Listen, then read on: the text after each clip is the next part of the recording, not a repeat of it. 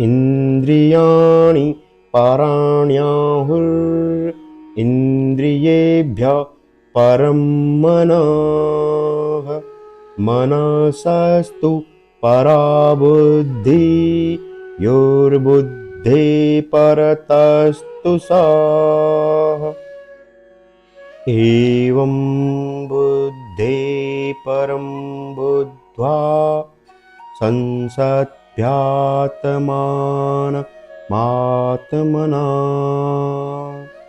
जहि शत्रुं महाबाहो कामरूपं दुरासदम्। दोस्तों, श्रीमद् भगवद गीता के माध्यम से भगवान श्री कृष्ण ने मानव जीवन के गूढ़ तत्वों को सरल भाषा में समझाने का प्रयास किया है। इसमें इंद्रियां, मन, बुद्धि और आत्मा का विश्लेषण करते हुए एक साधक के लिए मार्गदर्शन प्रस्तुत किया गया है।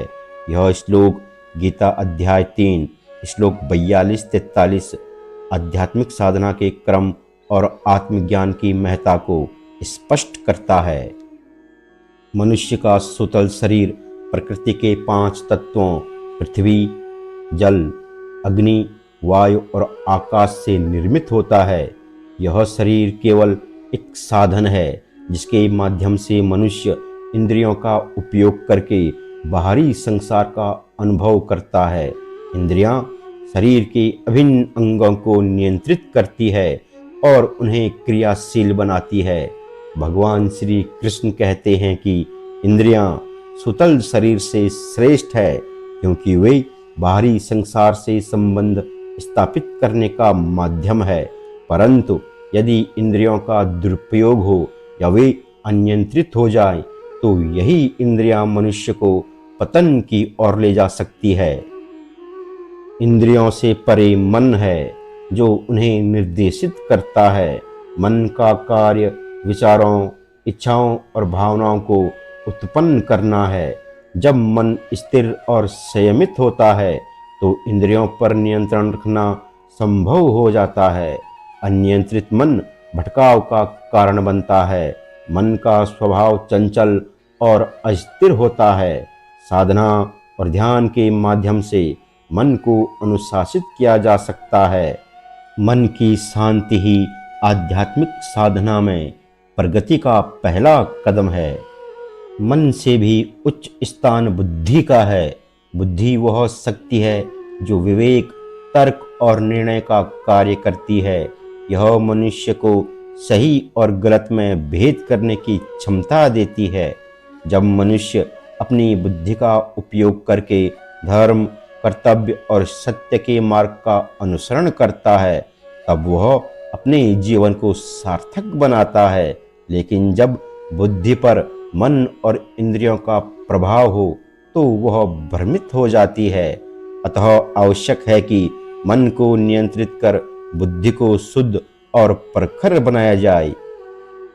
भगवान श्री कृष्ण कहते हैं, सबसे उच्च स्थान आत्मा का है। आत्मा जो कि शाश्वत और अजर अमर है, मनुष्य का वास्तविक स्वरूप है। यह शरीर, इंद्रियों, मन और बुद्धि से परे है। आत्मा ही परमात्मा का अंश है और जीवन का अंतिम उद्देश्य आत्मा का परमात्मा से मिलन है। भगवान श्री कृष्ण इस श्लोक में बताते हैं कि आत्मा को पहचानना और उसके साथ एकाकार होना ही वास्तविक ज्ञान है। आत्मा सूतल और सूक्ष्म सभी बंधनों से मुक्त है। दोस्तों, भगवान श्री कृष्ण कहते हैं कि काम, अधूरी इच्छाओं और वासनाओं को दुर्जेय शत्रु के रूप में समझना चाहिए। यह मनुष्य की बुद्धि और मन को भ्रष्ट कर देती हैं और उसे अपने लक्ष्य से दूर ले जाता है। काम का दमन आत्मज्ञान और आत्मसंयम के माध्यम से संभव है।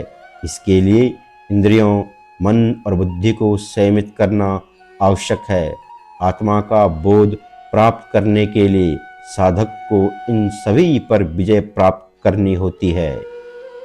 भगवान श्री कृष्ण संयम और साधना का महत्व समझाते हैं कि इंद्रियों को अनियंत्रित छोड़ने से वे मनुष्य को विषयों में उलझा देती हैं। योग और ध्यान के अभ्यास से इंद्रियों को वश में किया जा सकता है। मन को वश में करने के लिए ध्यान, प्राणायाम और भक्ति का सहारा लेना चाहिए।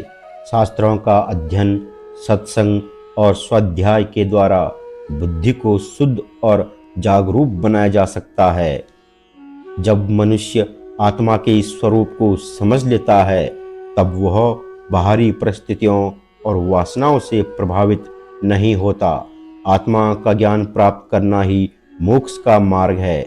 यह ज्ञान मनुष्य को स्थायी सुख, शांति और स्वतंत्रता प्रदान करता है।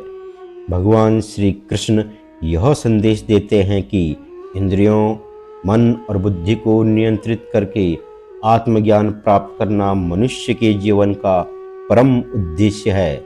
आत्मा के स्वरूप को समझने और काम रूपी शत्रु का दमन करने के लिए संयम, साधना और आत्म अनुशासन अत्यंत आवश्यक है। हे महाबाहु अर्जुन, इस ज्ञान को धारण करके जीवन को पवित्र और सार्थक बनाओ। यही मानव जीवन की सबसे बड़ी उपलब्धि है।